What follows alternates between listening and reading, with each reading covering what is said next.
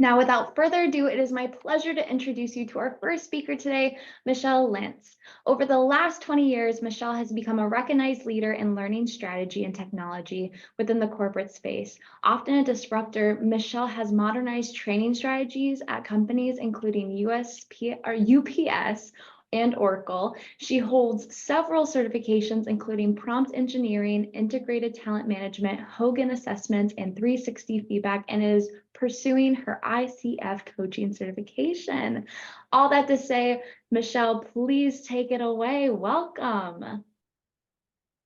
I hate hearing my bio read. It just reads much better on paper than it does out loud. No, you have so much experience. I love to blow about you. You're amazing. All right. Share my screen here. Hi, everybody. Thank you for joining. This is for me, I'm on the West Coast. I saw somebody else in here from Washington, Krista, I think. So hi, Krista. I'm in Seattle. So I am excited to be here with you today. It's morning here, bright early, and it's a nice day. So welcome to Strategies to Make Learning Stick, Retention Revolution. We're going to explore strategies that can transform how we approach training and development. And, it's kind of cool that I'm kicking this off today because I'm going to talk about three things that I'm thinking other speakers are going to get into a little more in depth. I've got about 35, 40 minutes, so I can't go too deep into each of these, but I'm hoping that what I can do is get you some really great ideas. So the other thing I'm going to do is run a game.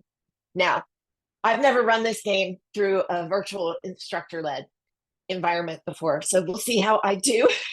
Have patience with me as I figure this out and you figure this out, and we're going to have some fun. All right, so to get started, research has shown we tend to forget a significant portion of newly learned information. Some research, not all research, but some research says up to 70% within 24 hours without reinforcement. That is a staggering amount of lost information and wasted effort on our part. So in what ways can we change that? All right, so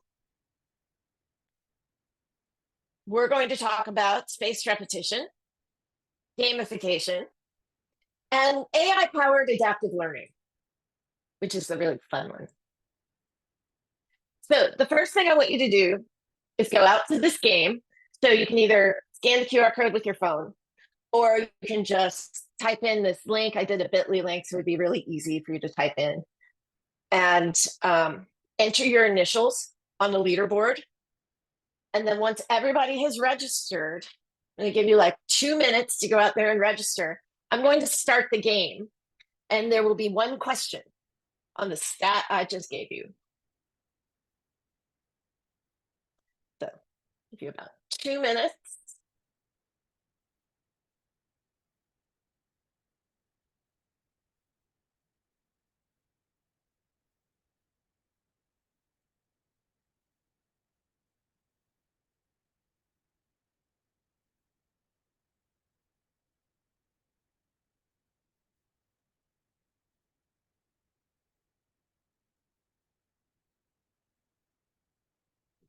One more minute to register, and then I'm going to hit start.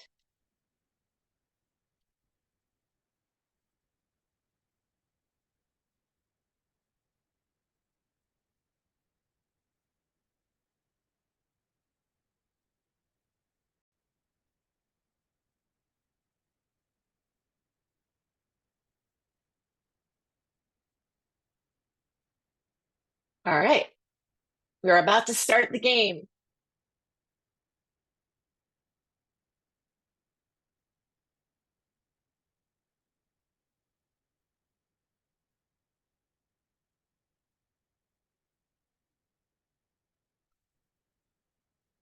You have about 30 seconds to click the right answer.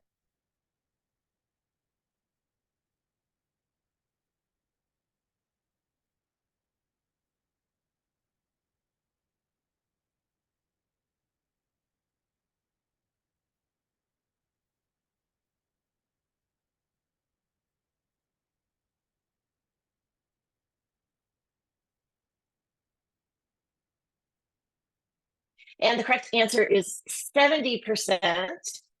If you're still on the game, you should be able to see the leaderboard of the top 10. This is a lot about how quickly you're clicking that correct answer.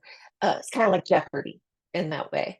So don't leave the game. You want to keep that screen open on whatever screen you have it open, separate tab or on your phone. And we're going to continue to the next slide here in the webinar. So the forgetting curve. In the late 19th century, psychologist Hermann Ebbinghaus discovered that memory decline follows a very predictable pattern. And we now call that the forgetting curve. So without intervention, we can forget about 50% of new information within an hour and 70% within a day. And that means our traditional one and done training methods are fighting just an uphill battle against what our brain really wants to do. Our brain has a natural tendency to just forget this information. So we need innovative approaches that work with our cognitive processes. So works with them, not against them. Back to the game. So let's go to the next question in the game. According to the Ebbinghaus forgetting curve, approximately what percentage of information is forgotten within an hour without intervention? And again, you have 30 seconds.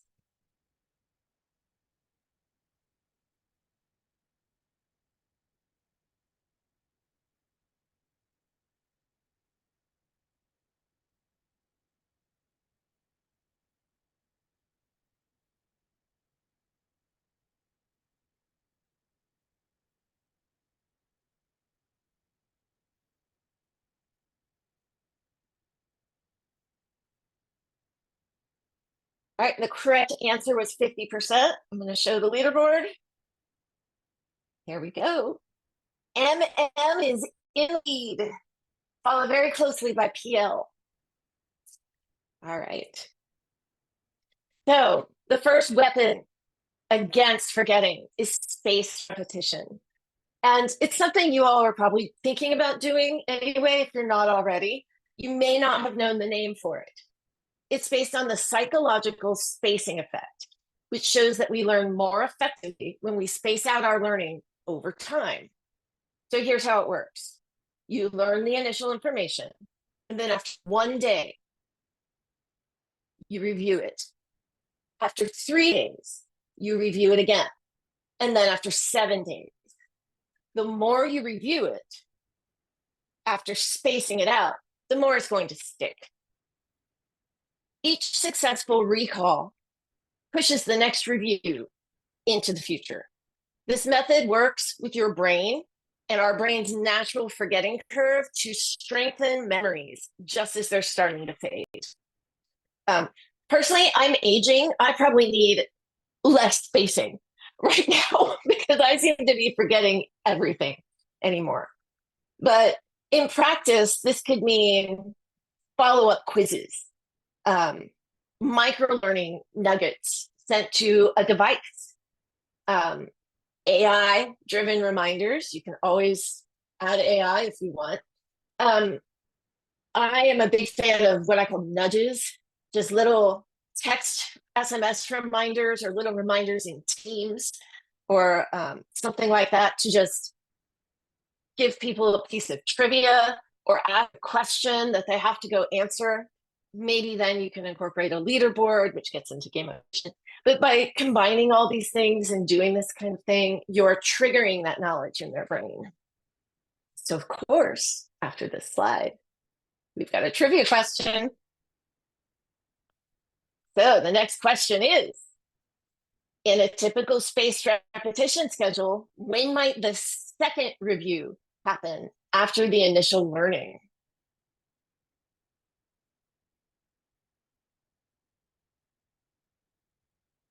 And as people are taking the time to answer this trivia question, I think Haley brings up like a really good question. Like, does this work with more space, like a week apart, that kind of thing?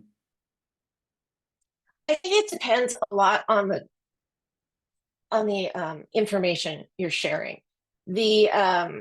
I would say more complex information. If you're looking at science and math and really detailed how to do complex programming or something like that, I would definitely have that spacing much closer together.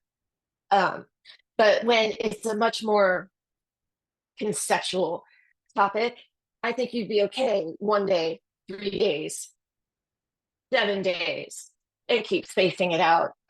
So after 7 days, maybe you can go another 7 days and another 7 days until everybody's taking a quiz and they seem to know it. I would say eventually there's a reinforcement quiz that everybody's passing. If they're not passing, you got to keep reinforcing. Oh, let's show the leaderboard. Oh, KR has taken the lead. All right. So next, gamification. And oops, my N has gone rogue. All right. So gamification isn't just about making learning fun, although it certainly adds that, especially to, as we all know, more in compliance training and things like that. It's about leveraging really powerful motivational techniques to drive engagement and retention. So you can have points that reward progress and engagement, badges to recognize specific achievements. People love badges. Look at all the badges on LinkedIn. People are constantly taking courses to get badges. Leaderboards foster healthy competitions. People love to compete. And then narratives provide context and emotional investment. Think about story games. These elements, they tap into our natural desires for status and competition and for that emotional investment. Think about choose your own adventure games. So before the next trivia question, I'm actually going to tell you about a case study from one of our own clients. It was a biopharmaceutical client, and they wanted to leverage gamification to transform their sales training. So they're a very science-driven company, and they do a lot of endocrinology therapeutics. So for diabetes and kidneys. In order to effectively train their sales team on new products, they wanted to leverage gamification. And their main goal was to improve knowledge retention, reinforce product compliance, and they wanted friendly competition because, let's face it, sales folks, they like competition. So, but they also wanted to reward participation in the training. So they used actually our product, which is Arcades, but it has a whole slew of games, including this trivia game, but a whole slew of games. And they were able to compete in a lot of different contests, challenge their coworkers to head-to-head competitions in the games, celebrate milestones with badges and achievements, see their names in global leaderboards. So the leaderboards and the competitions were global. So you weren't just winning amongst your team, you were winning across the globe. And then they gave prizes and rewards. And they returned to the platform daily because they had this spin to win thing. So every day they could come back, answer some questions, and play spin to win. And from spin to win, they could win extra points, they could win gift cards, surprise bonuses. Everything drove fun and collaboration, but they saw a significant increase in performance over their sessions played and up to a 90% increase in knowledge retention. And that's just amazing. So gamification works, and especially if your audience is predisposed to really want to get into that. So we will do that ourselves and go back to the game here. The next question. Which of the following is not typically considered an element of gamification in learning? Oh, I hit the wrong button.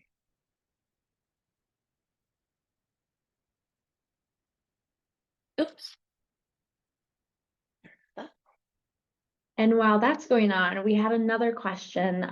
Most people are familiar with learning science theories and adult learning principles. What is the best approach to get people to understand the spaced repetition so that they can practice as recommended? I don't know if we need to. So I guess I don't really understand the audience of the question. I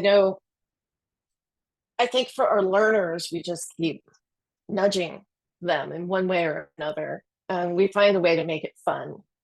Um, but I think then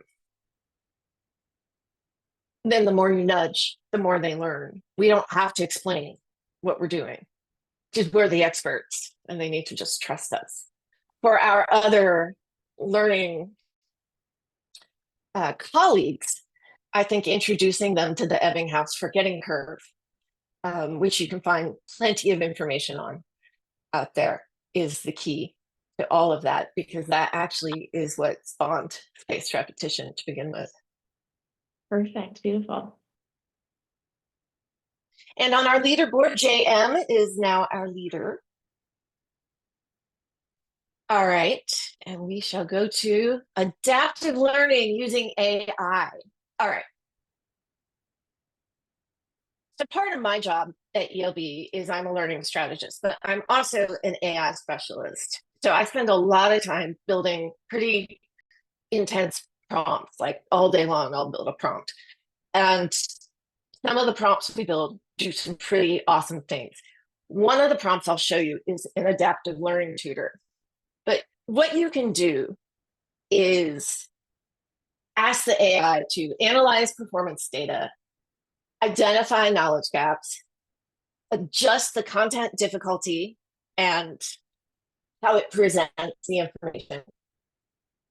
And then the AI can adapt. It will ask questions based on what the learner needs or wants to learn about.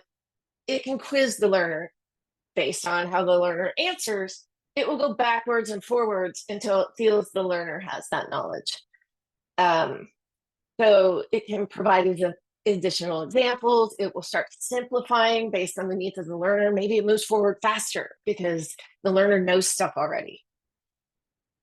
So I'm going to, oh gosh, okay, stop the share and then reshare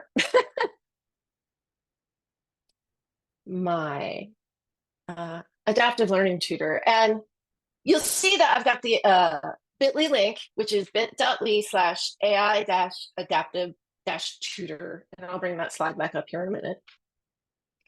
This is on ChatGPT. Our VP of AI, Josh, built this. So just type, let's begin.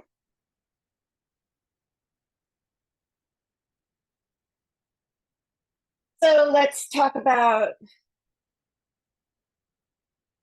oops.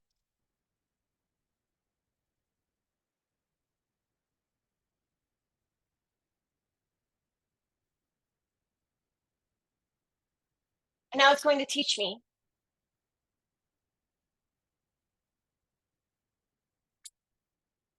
So I will say,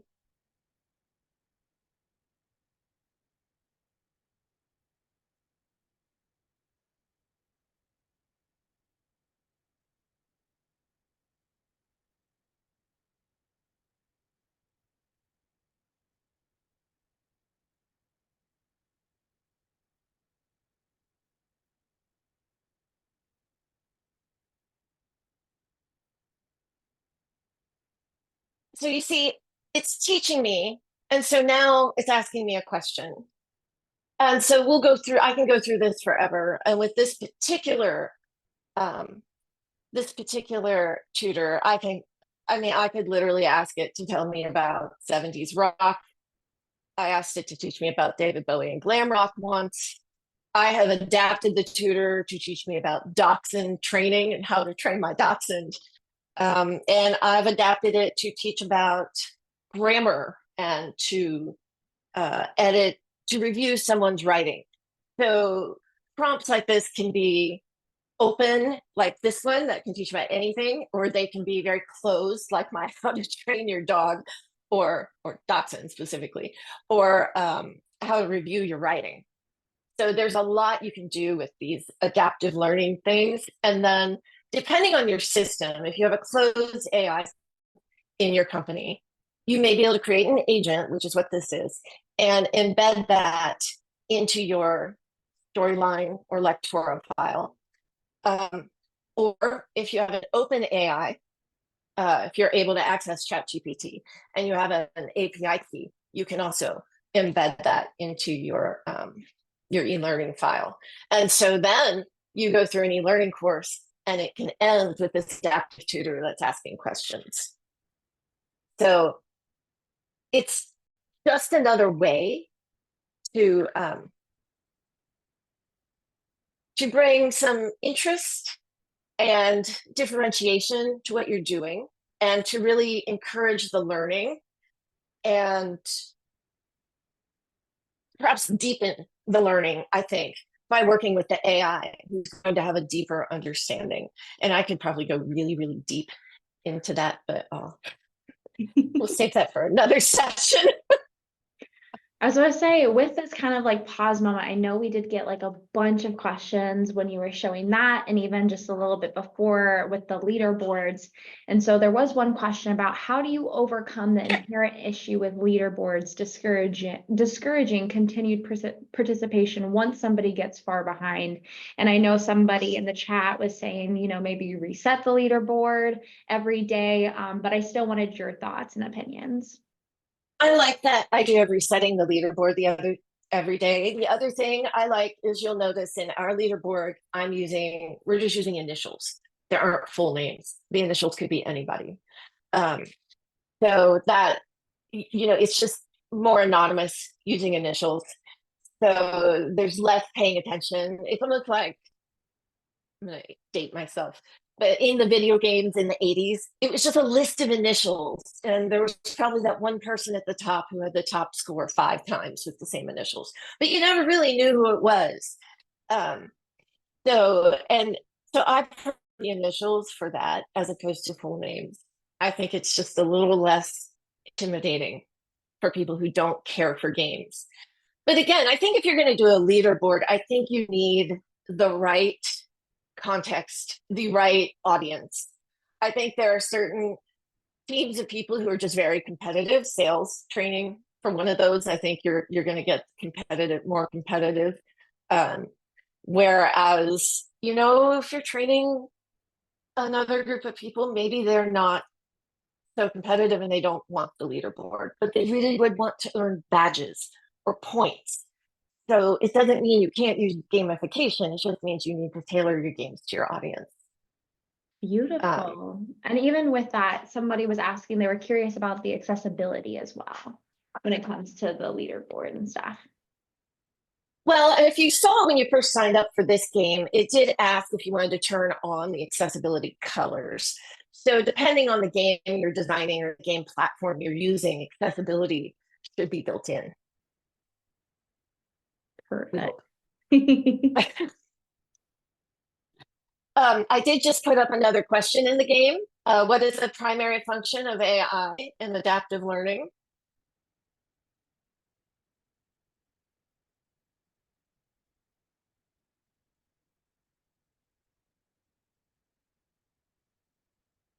I have a typo.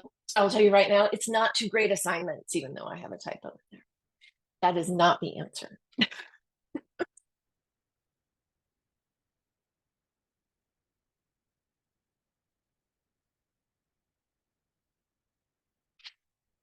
The answer is to personalize the learning path. So leaderboard. Okay. Now, there we go. So we've gone through these 3 strategies. I know we've gone through them really fast because we've got limited time, and I know some of these things seem a little daunting, probably especially the AI.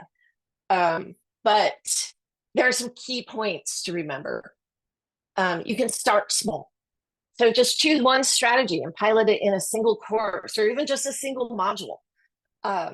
Maybe you have a course with like 17 modules, and just try it in one module, see what happens. Pilot it. I used to call it a pie slice. Just do a pie slice, see what happens.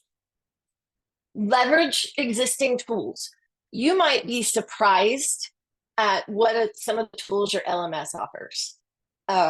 So a lot of times they offer tools already for spaced repetition or gamification or even AI.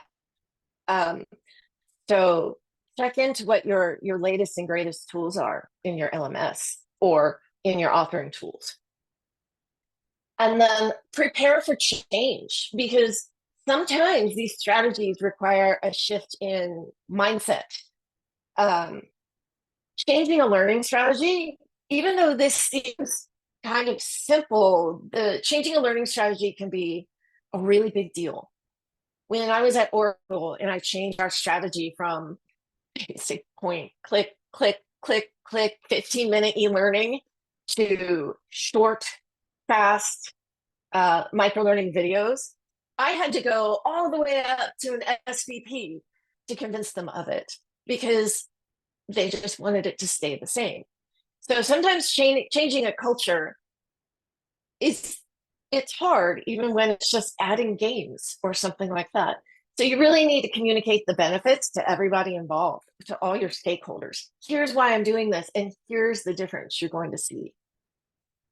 Measure and iterate. Use analytics to track improvements in your engagement and retention. And remember, your LMS can probably really help you with that.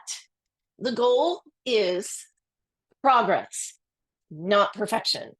So I'm a big proponent of design thinking. So iterate is a big part of that. And so iterate, iterate, iterate. You just want to see progress. You don't want to jump from 0 to 100 overnight, although it'd be cool if you did. It's probably going to be impossible, but you certainly can measure the improvement along the way. Oh, one more question. Yes, ma'am. And I think this one's going to be a big dive, but I'm just going to throw it at you now. But there's a lot of questions about the AI. Oh, yeah. And how to implement it.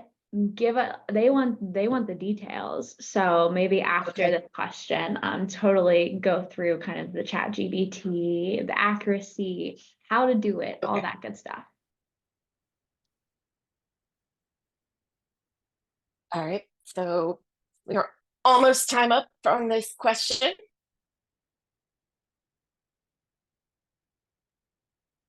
And the answer is start small. And we'll show the leaderboard. There we go. And let's just end the gaming session so I can spend more time on ChatGPT. So it looks like our overall winner is JM with 4,565 points, followed by MJ and PL coming in close in second and third. So thank you, everybody, for humoring me and playing this little game. And hopefully you'll retain the information and the questions you had to answer.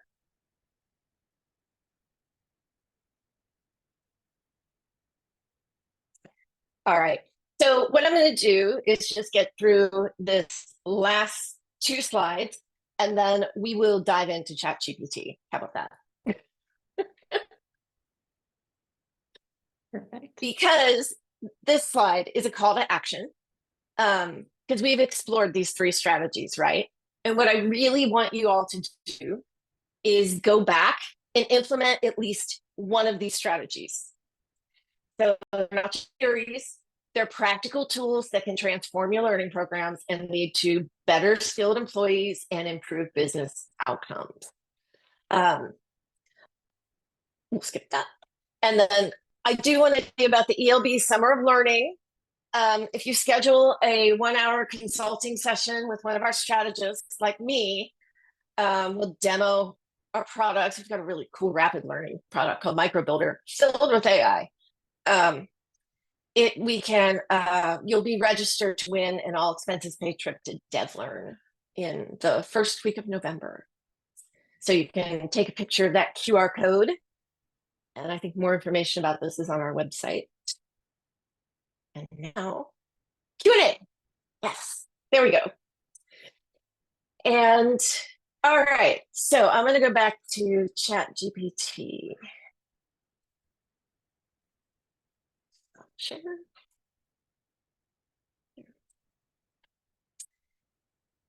There.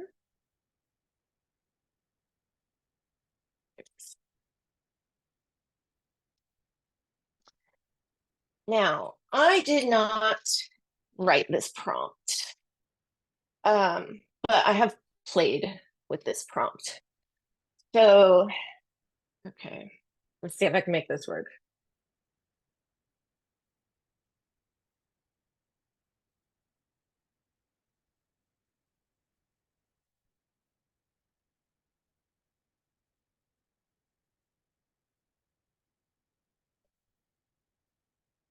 Oh, that did not do what I wanted it to do.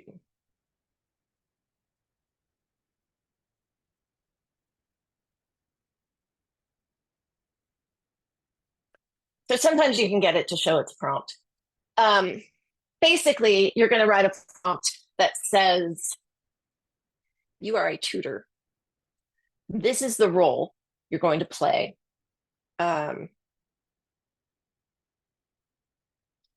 Called structured prompting.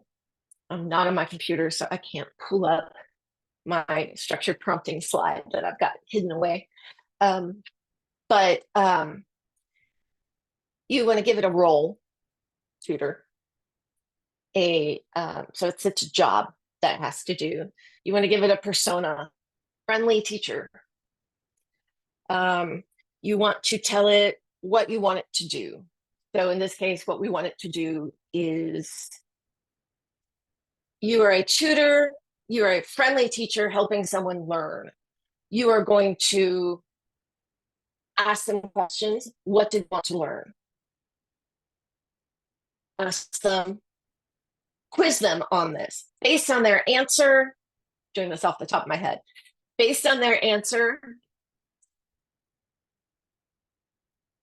determine whether they need to move forward in complexity or go backwards and simplify an explanation.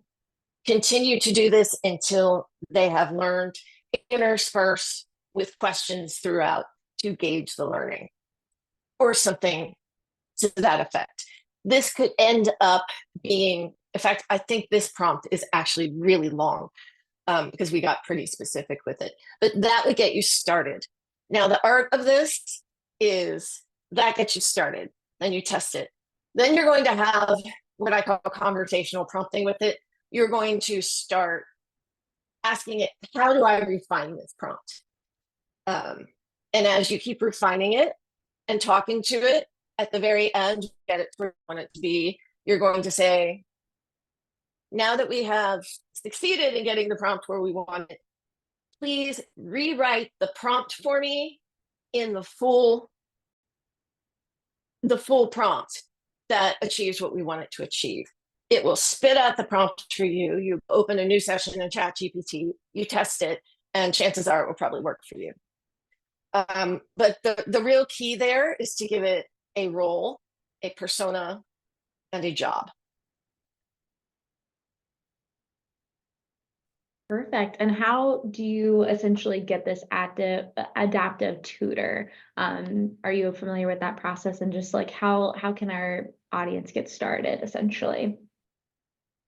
Well, once you write the prompt, you can, so Storyline and Lectora and Microbuilder, which is our AI tool, they all allow you to bring in an HTML wrapped item.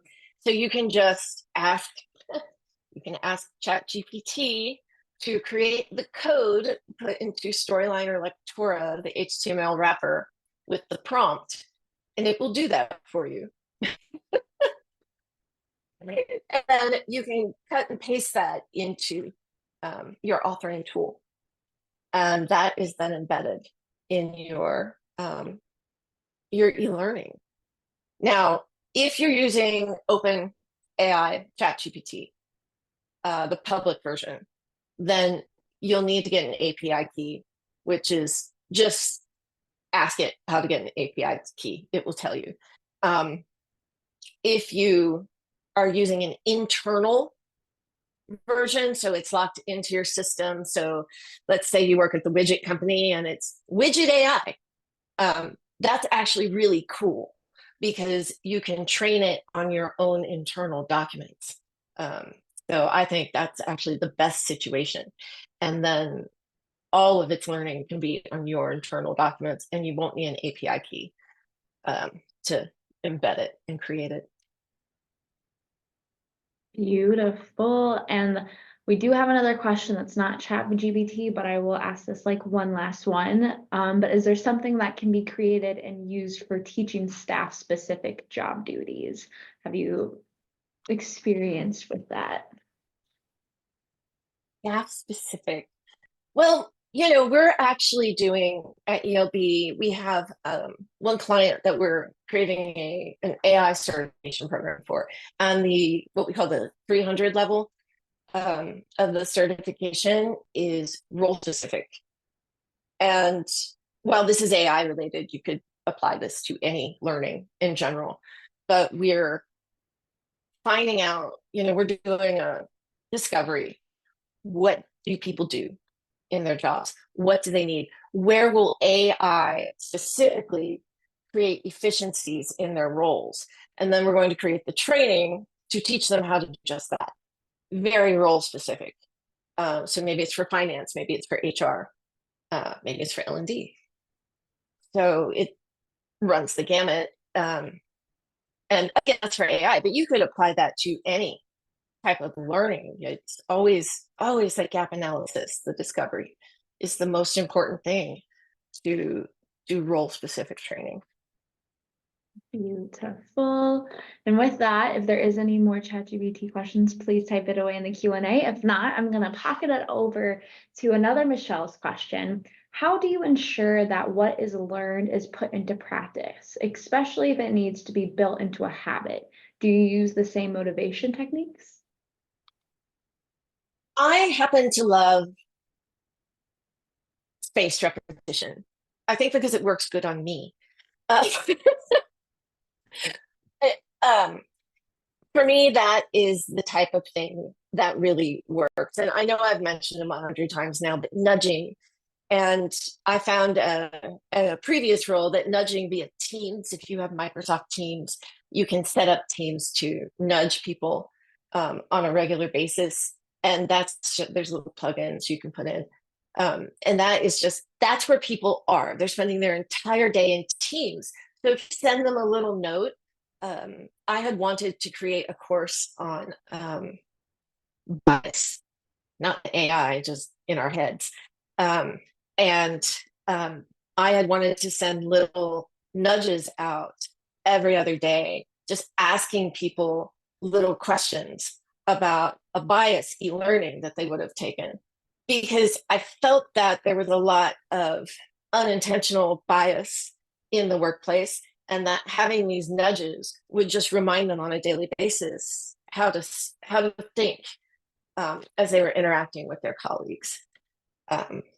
Unfortunately, that didn't go over very well as an idea, but I think as a learning idea, it was probably effective. Just didn't really work in that workplace.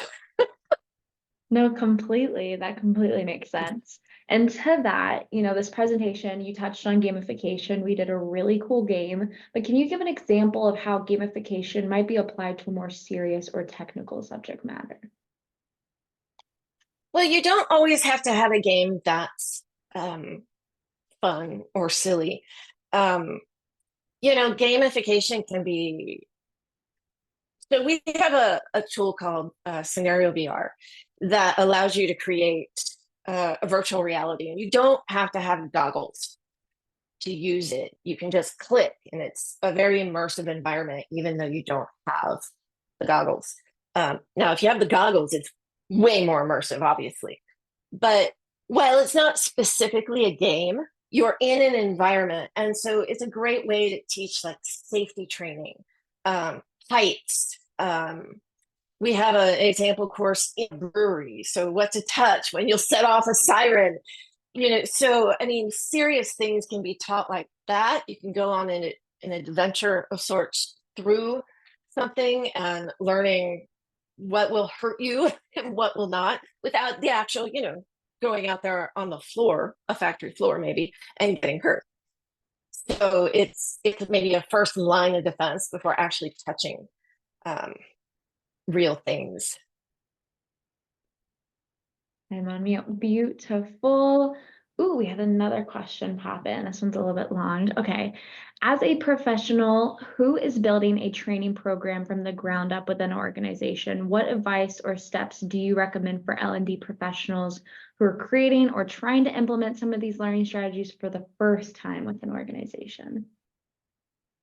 I'd say back up and don't just dive in to create the training, create your learning strategy first. So you need to do a gap analysis on what you need, analyze what you need, see where the holes are, talk to the people you'll be training, talk to the people who are experts, talk to the people who are new at things, find out what they need to learn, find out their levels, find out what interests them so you know how to approach the training.